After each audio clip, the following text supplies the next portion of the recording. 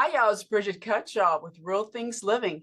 Today, my guest is Burt Clark. He has been in the fire service for over 55 years at the local, state, and national, international levels. He concentrates on the social, political, economic, and technological aspects of fire culture. Can you say hi, Burt? Hi, everybody. Glad to be here with you. Hi, Bridget. How are you today? I'm doing great, and I'm so glad you took the time to be on this call. I think we have so much craziness going on all the time, really. We shouldn't just focus, but we seem to see it more often now. All this crazy change, and people are complaining and overwhelmed. And we have a friend, George, who Yes, we connected do. us. Yep. George Schnitzer, I guess I'll say his name out loud. And he connected us. And I was very interested in talking about my book, not book, my Burt wrote a book called I Can't Save You and Don't Want to Die Trying, the American Fire Culture. Can you, from your perspective, because you have over 55 years in it, you've probably seen a lot. Can you explain what actually prompted you to write this book? Sure. I accidentally walked into the fire service in 1970 and fell in love with it. I was a volunteer firefighter and just fell in love with it. Um, and very quickly on, I learned how important the fire service was in terms of life and death for the public and also for firefighters. So, as a firefighter, you see a lot of death in the public and you see firefighters die. So these experiences had profound impact on me. And as I went through my career, uh, I realized that my ability to actually save somebody was very limited because the fire was already starting before we even got notified. Then we had to respond. So I realized that it was more about luck than actually anything I had control over, which was different than when I was younger, I was a lifeguard. Okay. So, as a lifeguard and a water safety instructor, the lifeguard is actually there watching the people. So, the lifeguard is part of that prevention aspect of water safety. There's a fire service part of that, but we couldn't actually be at everybody's house watching, Right. right? Right. And even in swimming, we put a sign up: no swimming when there's no lifeguard, right? Or the pool would close at night when there was no lifeguard. Well, humans can't close their life just because they go to sleep. So very early on, in the mid 70s, my volunteer fire department had 7 fire fatalities in 3 incidents, and they were all home fire deaths, adults and kids, and they were all killed before we got there. Oh, wow. And so it was a very emotional event for me. And at the time, there was this new device in the market called a smoke alarm or smoke detector. And it was only one brand, Stratitol. And I thought, wow, if we could get people to put these in their house, that would help us, give us more time, help them get out and give us more time. So the Law Volunteer Fire Department went on a massive campaign to get people to put smoke detectors in their home, was very successful. And that program got national attention. The next thing you know, I was a career firefighter in Washington, D.C. I did the same thing for the D.C. Fire Department, teaching firefighters how to talk about home smoke alarms. And over my career, now almost every home has smoke detectors in it, right? So that was a major influence that I had to be part of that process. So that's a success, but at the same time, we're not there yet because people still die in home fires. You know, our attention is on the California fires, Yes. the conflagrations over the month of January, and it's devastating. 15,000 homes or something destroyed, over 20 people killed, you know, billions and billions of dollars, just terrible. But at the same time, you don't see any national news on the fact that between January 1st and yesterday, 181 people died in home fires across the country. Wow. I didn't But even. ones and twos, but ones and twos. And most often, they didn't have a working smoke alarm, Right. right?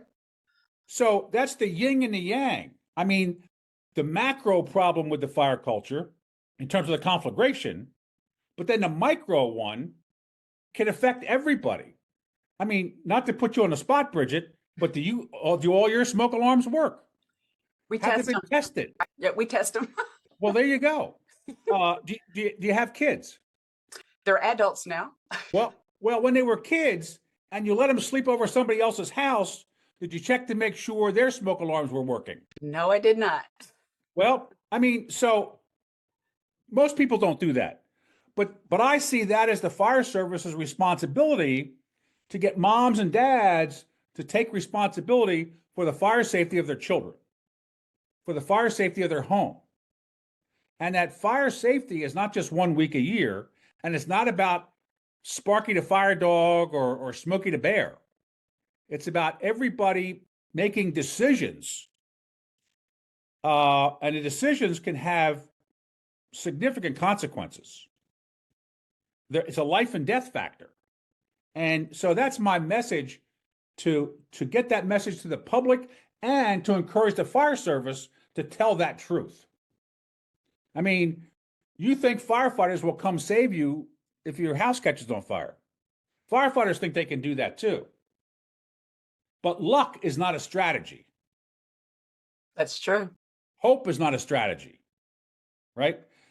There's a lot of things we can do to increase that possibility of you surviving a fire. A real quick example, whether it's LA or any of those 180, I'm sure the press would say, well, how fast did the fire department get here? And the fire department will put out just say, oh, we got there in 4 minutes. But that's the wrong question. The question should be, did that home have a working smoke alarm? And if the answer is no, when was the last time the fire department knocked on that door to make sure they had working smoke alarms? That's a good point. And if the answer is we don't do that, that's a flaw in the system, right? You expect us to come save you, and our truth is, if you don't have a working smoke detector, our chances of saving you go down dramatically. Now, if your home doesn't have residential sprinkler systems in it, our ability to save your house is even less. Right. We are there to protect your neighbor's house. But what happens in your house is at least 51% your responsibility. Well, the same thing in LA, right? That was so big and so fast, no fire department in the world could prevent that or stop that. But if all the homes had been built to the fire safety standard that we know, because some of the homes that survive were built to that standard. Correct. Right? There you go. So when we start pointing fingers at each other, when you point your finger, one goes this way, but the other ones come back at you. That's true. Right? And we're not willing to tell those truths. So, and I know it's complicated. Somebody said fire safety is not rocket science. No, it's not rocket science. It's more difficult than rocket science. Because fire culture is the result of the social, political, economic, and technological factors that a bunch of stakeholders with divergent motivation bring to the table. Right. But the only stakeholders that have a life and death risk factor are occupants and firefighters. Everybody else is just monetary or political or some other kind of thing. Right. So, and the occupants and the firefighters, they have the least say in terms of the level of fire protection that society thinks is acceptable or unacceptable and why they believe that. And that's every place. And it's not just America, it's worldwide. I mean, Right. it's a human issue that we've been dealing with since we came out of it, or even when we lived in a cave, right? So I'll be quiet now. That's okay. I was just wondering, as you were talking about the fire culture, who is responsible for the fire culture? Who's in charge of that? That's the thing. We all are. Right. We all are, and we're letting the burden go on people that are already overburdened. Yeah, we think it's somebody else, but it's Right. us. Right. It's us, right? Right.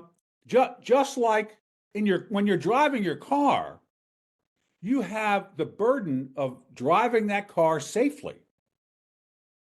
Now, society has done stuff to help you. We put up guardrails, we put up speed limits, um, we give fines for people that disobey the rules, we put up stoplights, every one of those things, but it still comes back to that personal responsibility. For example, a mom and dad would never put their child in a car without putting them in a car seat. Correct. But that same mom and dad may not have working smoke detectors in their home because they understand one risk, but they don't understand the other risk. And the fire service has really not explained that well enough. That's on us. We need to tell people more of the truth, right? And that's tough for us. Everybody's saying the LA City Fire Department needs more people. Okay, is people the only thing? Well, you can have fire deaths across the street from the firehouse Correct. if there's no working smoke detectors in there. It doesn't matter how many people, how many firehouses you have, or how many fire trucks, or how many firefighters, if there's no working smoke detector. They're all just sitting in there waiting for something to happen. Well, you may be dead before we even get notified, right? That's the same thing as, we'll save you in a car wreck, but if you don't have your seatbelt on, our chances of saving you are go down dramatically. If you don't put your kids in the car seat, our chances of doing anything with your kids go down. Because there's no lifeguard watching you drive your car or watching you in your home. I like that lifeguard analogy that you're Yeah. it makes it more understandable to people. They're just expecting the firefighters to do everything right, but the own homeowner or whoever, not just the homeowner, but you have a lot to do with what's going on. And that's why I do see a lot of, like, when we have, at least where I live in Georgia, when we have high winds, we do get alerts, at least from our county, do not have outside fires. At least I think that's a good thing.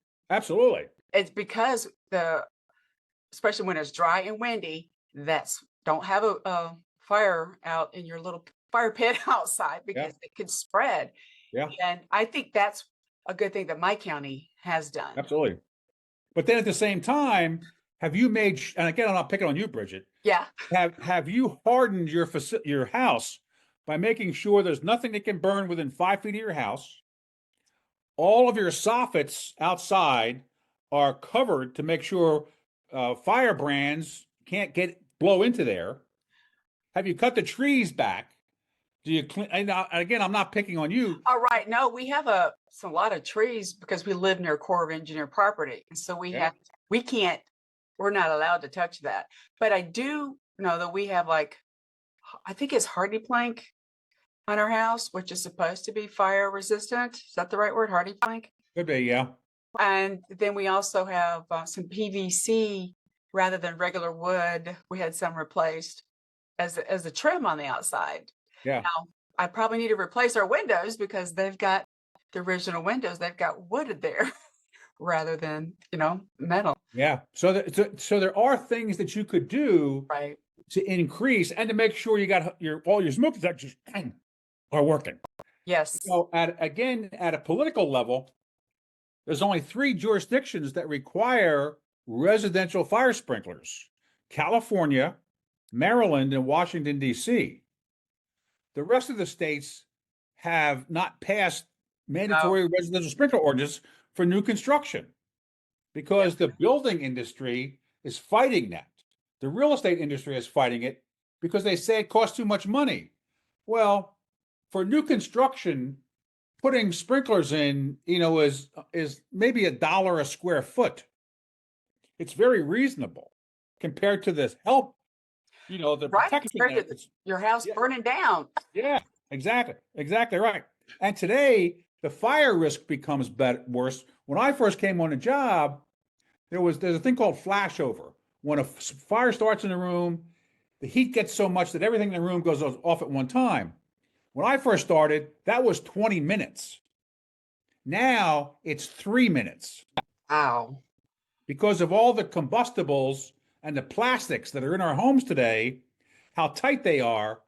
You know, from the time your smoke alarm goes off, you may have 3 minutes to get out of your house, Wow. That's right? something we need to talk more about. Right. Right. Right. See, we're not telling you that kind of stuff. And a fire department cannot be to your house in 3 minutes. It's just impossible, Correct. right? So it's all those little nuances that and part of it is we've done such a good job with fire protection, we don't see it every day. There was a survey, a university in California does a survey every year on what are you afraid of, right? There's a national survey. Well, some years fire is not even on the list of like 80 things that people are afraid of. The last time I looked, ghosts and zombies were on the list, but fire wasn't on the list. Fire would be on my list Right. because I'm younger. I mean, not younger. I'm older than the younger people because you can see that. It's Yeah. definitely on my list. That scares me. I don't want to get, Right. to me, you're what you're doing. We need to do little steps to make our house Yeah. safer. It's you. Absolutely. You own that house, or even people who are renting them out. They need to make it safer for the Oh, residents. absolutely. Absolutely. And so that's kind of my message. That's why the title of the book is that way. I can't save you, and I don't want to die trying. Correct. Well, it tries to get people's attention. Right. It's not like you don't care. It's that we all have a to participate in this and Yes. just let the fire stations take care of everything. Right.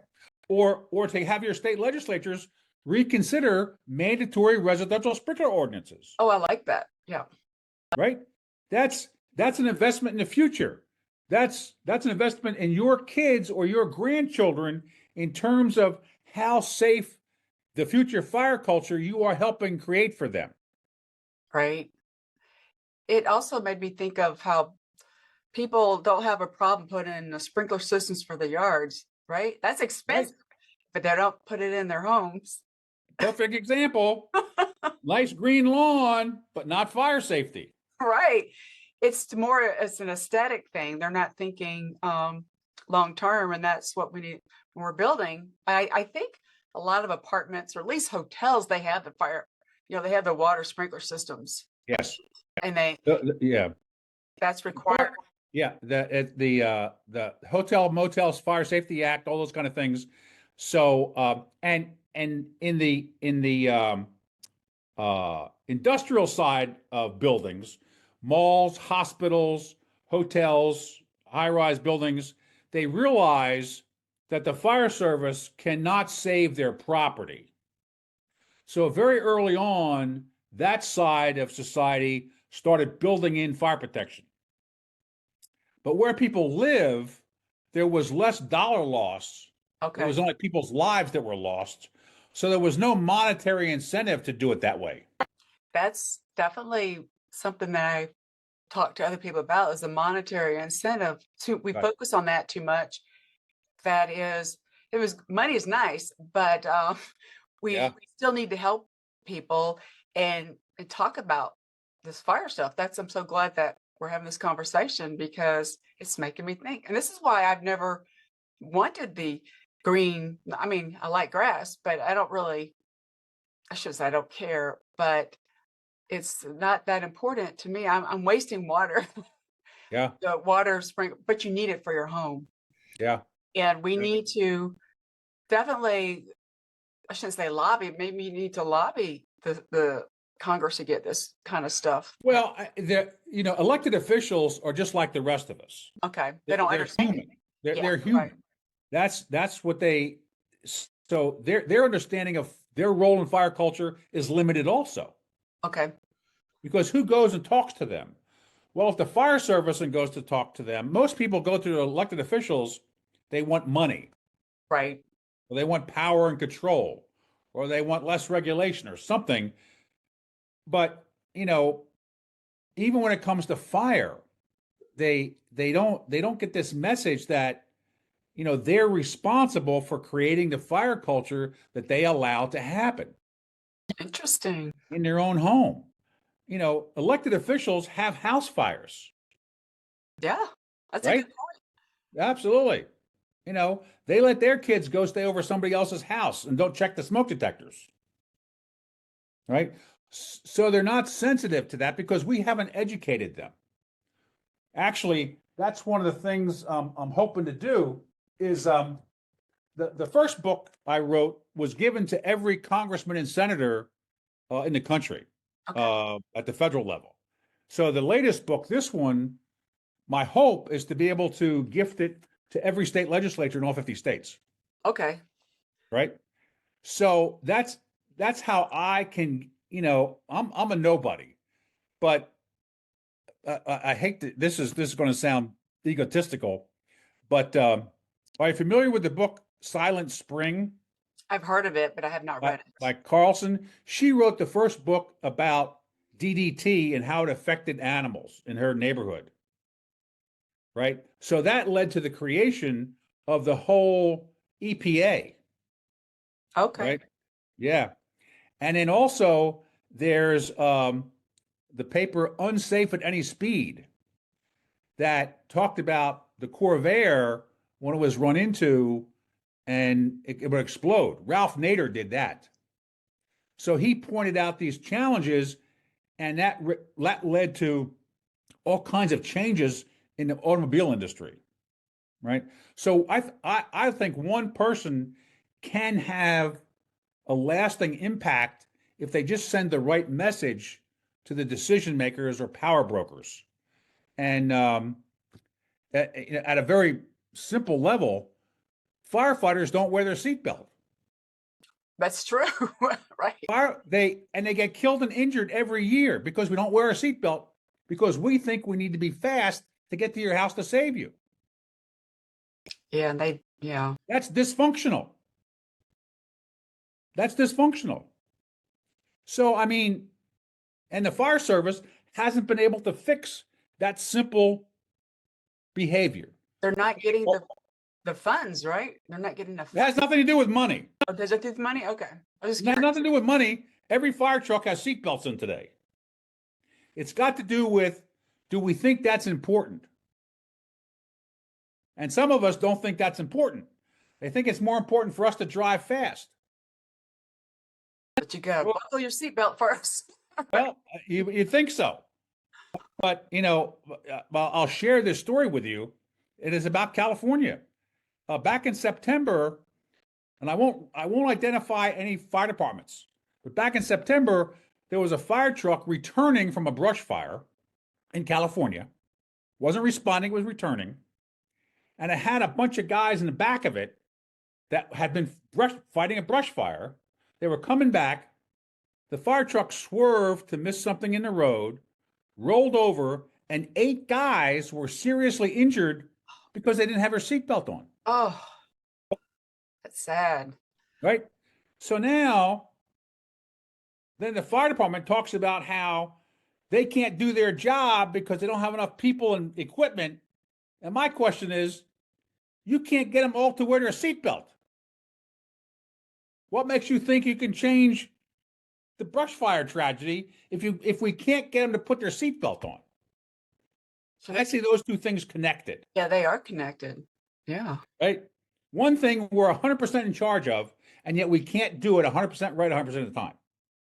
Why do we think we can control society in terms of clearing around their house or having enough water in this,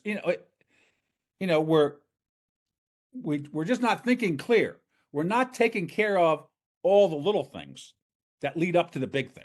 That's true. I also was thinking we need to learn from these lessons. People need to know more about it and how to. Right. I'm a believer in prevention and Yes. trying to not. I mean, stuff happens, but you want to minimize it happen in the Right. future, and you want to build that. I see it as with the resilience in the Right. fire culture, right? Right. Right. And I don't blame those guys that were hurt in the back of the fire truck. Correct. Right. Because that's the culture that they think they were supposed to do. And I even don't blame the fire chief because he was surprised too that it happened. So that problem was invisible to him.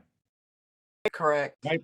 You will actually see, and again, it seems so silly, but all the time when the football team or the baseball team wins the big tournament in town, they put all the firefighters on top of the fire truck and ride them around town. And everybody's clapping to see how great. I say, no, that's dangerous. Don't put your children on top of a fire truck and drive them around. And they think I'm crazy or, I'm the Grinch because I won't let people have fun. It's not that. It's just people are not supposed to ride on top of fire trucks. They're supposed to be seated and belted, whether it's Santa Claus or the football team or firefighters. It doesn't matter how fast they're going. It's that they're not supposed to be standing up in a fire truck. They're supposed to be seated and belted. It made me think that we should change for the future Santa have a seatbelt on. Well, I keep pushing that. Yeah, Yes, we should. I know. Absolutely. We're thinking Every it's year. okay. We're thinking it's okay. When I Every year. grew up I can't believe my father did this. He would let us stand in the back of his truck and I would stand and hang. This is the 70s, okay? But that's kind of how it was. We would stand and I cannot believe, and we weren't just on the on the trail. We're actually on the friggin' road. Yeah. Like, but we thought it was cool. But now I'm like, what the heck was I thinking? And my dad thought it was okay. But Well, and again, I'm not blaming your dad or you. right. That was the culture at the time. Yes. But anything, and change always comes from the outliers, Yes. right? Just I like because that. everybody agrees doesn't mean it's the best it can be. So change is that only absolute. And we need to keep asking ourselves, does this help us? Does it hurt us? And be gentle on ourselves, but I like have open, honest conversations about stuff. it's And it makes me think of we need more compassion and we need to take action on this. We can't yeah, just talk about it and it's like whatever. But sharing these little stories like what happened in California, I didn't know about that. I live on much further away, but I do think they brush over these things like in the media. yeah. It's not, I'm not blaming the media, but they're looking to monetize stuff. Oh yeah, it's a shiny object. I mean, we're all guilty of it. Yes. We want the spectacular stuff. So this is, I even have an idea about when the media covers something, there's the difference between public relations, public information, and public education. All right. Public education in the media is when you're done, you have learned something that you can do to help you prevent or survive a fire. Public information is just nice to know. Half the country is protected by volunteer firefighters. That's nice to know. Most people don't know that. Or public relations, firefighters are nice and they help you and they don't take it. That's a feeling, right? But it's that public education that we don't do enough of. It's about preventing or surviving fire. Even in a commercial fire, when the media says, this building burned down, 50 firefighters got there, we fought it for 20 minutes, we protected the surrounding area. That's nice to know, but the educational message would be, this building would not have burned down if it had sprinklers in it. we don't have a sprinkler ordinance in town. You need to petition your elected officials to pass a sprinkler ordinance for retrofitting buildings, right? That's the fire safety education. That's the behavior change of what people can do to help prevent and survive fires.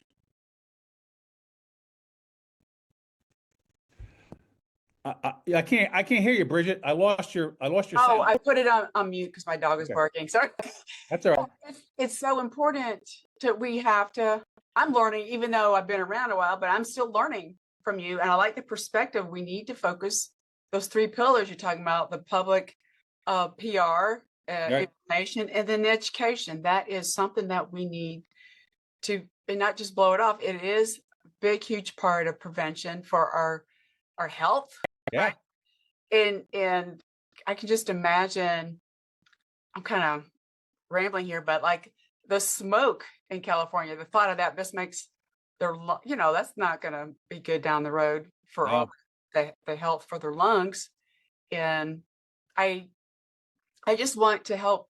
I think maybe that's what it is with this. It's educate people. And that's why I like to share stories like this. But people need to be aware of this and not just, we got so much information out there, but we need to make sure it's educational and you have some lessons from this. And one other thing, as I'm talking, is, do you think AI, everybody's talking about AI, is there a way they can implement that for fire prevention? I'm just curious what your thoughts on that. Well, you realize how much trouble I had getting on the Zoom. Yeah, that's what I'm saying. It's so AI, I'm aware of it. I know about it. I've actually tried it once or twice, but I am not the person to talk about AI. Oh, right. I just think down the road, maybe they can implement it in, who knows what homes are going to be like in 5 years. You don't know. I think we need to use it for good. I think they're helping, for me, finding cancer treatment. Yes. That's what I think for like the healthcare aspect, rather than having it replace your doctor. That's kind of how, so maybe there'd be some way down. Someone has to have an interest in it, and we still have to rein it in a little bit. It is a lot of hype as well, but I still think that we need to talk about the smoke detectors, checking them regularly, right? And then also, if you can put in a water sprinkler system in your home, right? Is that the right word? Water sprinkler system? That would be really helpful. If you could do it in your yard, put it in your house. Exactly. All those. So there are little things. It was great. The other day they were doing a program on houses that survived the fire, and they had a house in the middle block. Everything around was destroyed. Well, this house survived, but and they talked about how it was built and the more than 5 feet, nothing could burn around it. But they said even they took their plastic trash cans and they moved them away from the house, putting them near the front of the property. That simple act of moving their trash cans away from the house because the plastic trash can could catch on fire, that's something that everybody could do. That's a simple thing, yes. Right?